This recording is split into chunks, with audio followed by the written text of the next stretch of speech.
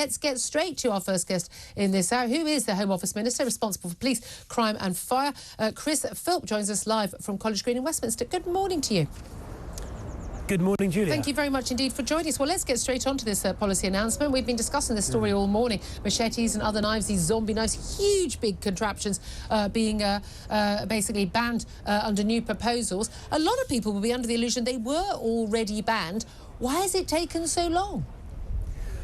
Well, the UK already has some of the strongest knife laws in the world. The law's been progressively tightened over recent years, which perhaps is why violent crimes since 2010, the last 13 years, have reduced by 39%. But it came to my attention there are still some of these dangerous machetes and zombie knives that are not illegal. Some MPs came to me with constituency cases where people had been attacked or even murdered using these terrible knives. There is no legitimate use for them at all, and that's why we are moving to ban them today, which means it will be illegal to import them, manufacture them, market them, or indeed possess them in private. We're determined to protect the public, and that's why we're making sure all of these dangerous knives are going to be illegal. And is that really going to make a difference? Because one of the problems we've got actually is in this law, it's about you using that knife, you know, with intent. Police officers we've spoken to have said that proving the intent is the difficulty. Shouldn't it be the case that you have one of these knives, and unless you are actually a gardener or you're actually on your way to the Amazon jungle and you might need a machete, then action should be taken. But actually, your law isn't going to be strict enough to do that. Well, possessing a knife in public without a good reason is rightly a criminal offence. It carries a sentence, I think, of up to 4 years in prison. This will strengthen the law even further by making the sale, importation, marketing and possession of these knives illegal as well. We're also going to be taking action in the online safety bill, because quite often these knives are sold online, and the online safety bill will give further powers to prevent things like Amazon Marketplace from selling these illegal knives as well. So it's really a two-pronged approach. We're also, of course, in the middle of recruiting extra police officers. We're going to be announcing figures next week, which I'm confident will show we're going to have more police officers in England and Wales than we've ever had at any time in our country's history. So look, while it's great news that violent crime has dropped by 38% since 2010, we obviously want to go further, hence these new laws and record numbers of police. In terms of the laws we've already got, what percentage of people who are caught with possession of a knife without good reason in public go to prison currently? Well, I don't have that figure at my fingertips, although I strongly suspect you do. There is a statutory I'm just wondering, provision. because so much of what the government does these days, and governments for years of doing this, is, oh, there's a problem, let's bring in a new law. But we very rarely seem to enforce any of the laws. Well, I think we do. I mean, for example, we've taken 90,000 knives off the street in the last 3 years through stop and search and similar measures. 90,000 in 3 years? Yeah, 90,000. Yeah, well, in fact, I was talking to Sir Mark Rowley, the Met Commissioner, recently, who said that in London, every single month, between 350 and 400 knives are confiscated from people who are stopped and searched, who will, of course, then be prosecuted as well. There is a legal provision as well, saying that if your second knife possession offence, there is a mandatory jail sentence unless there are exceptional circumstances. So the law is extremely strong, the police are enforcing it, but this gives the police additional powers to stop these very dangerous machetes and zombie knives being sold, marketed, or indeed even possessed in private. Yeah, I just think enforcement of these laws is rather more important than having a new law. There we are. Let's talk about something completely different. Let's talk about Ofgem. They've agreed with energy companies, how nice of energy companies to agree to this, that they will no longer be forcing prepayment meters to be installed in the homes of those who are over 85 because of their vulnerability. Is it OK to have a forced prepayment meter installation if you're 83 or 84? Well, I think the guidelines or the codes of practice Ofcom, who are obviously an independent regulator, have come up with provide the strongest protections, as you've said, for those who are over 85 and those with very serious illnesses.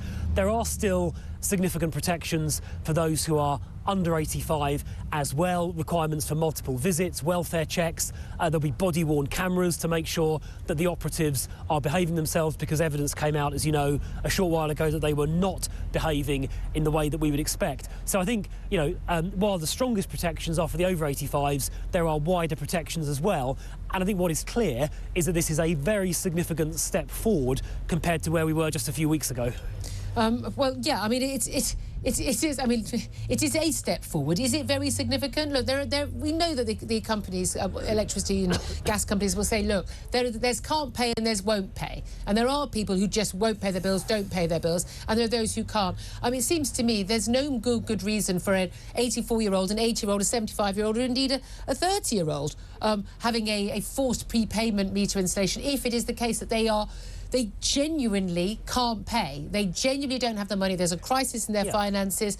They're vulnerable. We've got people who are disabled, people with sick children or disabled children. They've got illnesses themselves where they need to use a lot more power. And no matter what help they've had from the government, and I accept that the government has, with taxpayers paying for it eventually through our taxes in the future, there's a lot of help going to people. But it's not enough for some people. None of those people should have a forced prepay meter. A forced prepay meter is, to all intents and purposes, the same as cutting off someone's gas and electricity. Yeah, I mean, it's not the same, obviously, because you can put money into the meter. But not if you haven't got money. Guidelines. Not if you haven't got money.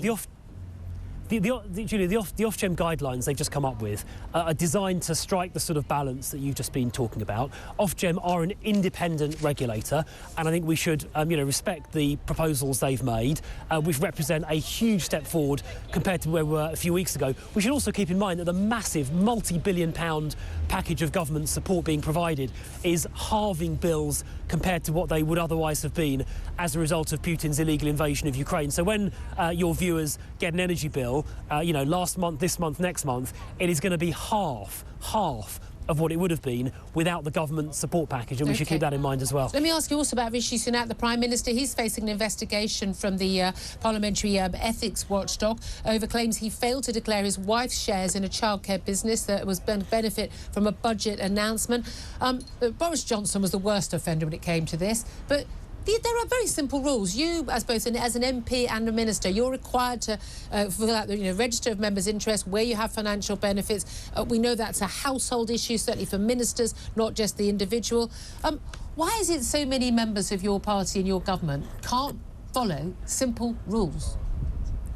Well, I think no one doubts Rishi's integrity and ethics. Just a few weeks ago, when a minister had irregularities in their tax affairs, he moved decisively, and that person is no longer in the government. In relation to this particular incident, Rishi did say at the committee meeting, the liaison committee meeting, that he'd made a relevant declaration as a minister.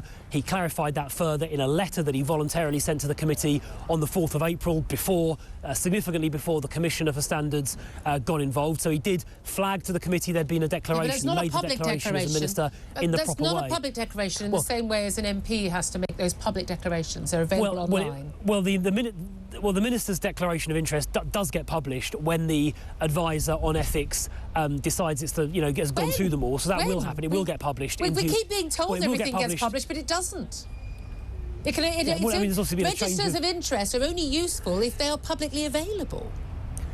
Yeah, and the ministerial register will get published. There's obviously been a change of ethics advisor relatively recently. Those declarations will get published. Rishi is obviously cooperating with the Standards Commissioner to clear up any remaining questions. But I think a common sense look at this indicates pretty clearly there is nothing sinister going on. I mean, Rishi was announcing a massive package of childcare support so children up to the age of 4 get free childcare, and a support package to help people train as childminders, something everybody across the whole political spectrum can get behind. So it is pretty clear there is nothing sinister going on here. All right, just going to come back to that question I asked you about how many people what percentage of the offenders actually do get jailed for carrying a knife. You were talking about cramping down on these knives. Offenders caught repeatedly carrying knives are not being jailed in almost half of cases, according to official figures published just last summer, despite the government's attempt at a 2-strike rule for prison sentences. Not even a first offender, a second offender carrying a knife, almost half don't go to jail. What is the point in bringing in new laws if no one enforces them? Well, I mean, first of all, it's not true that no one enforces them. I've already mentioned that every month in London, 400 people get arrested for knife possession and have those knives confiscated and then get prosecuted. But hang on, so we were also concerned about the fact that only around half of second offenders went to jail. So we changed the law, I think it was last summer, so it won't be in the figures that you just quoted, to make it even clearer for courts that Parliament's expectation is that a second knife offence does result in custody. And we did that last summer in response to exactly the kind of figures that you just quoted. So we have acted in response to that. All right. Well caught. Chris Philp, Home Office Minister. Always appreciate you joining us, sir. Thank you very much indeed, live from a very sunny-looking College Green.